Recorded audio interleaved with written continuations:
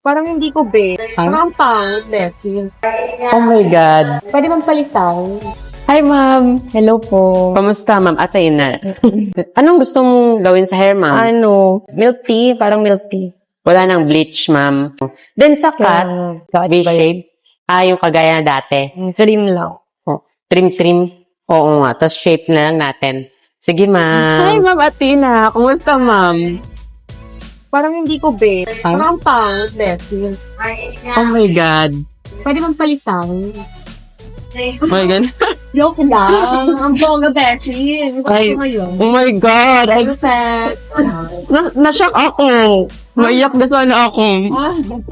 Ang ganda ko na best. Fresh quality lang. Yeah. Fresh ka na ulit, no?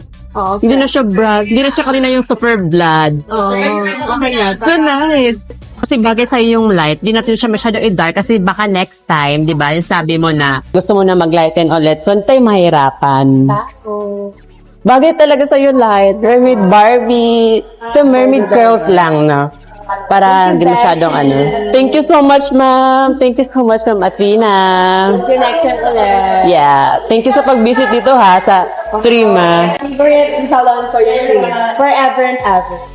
Thank you.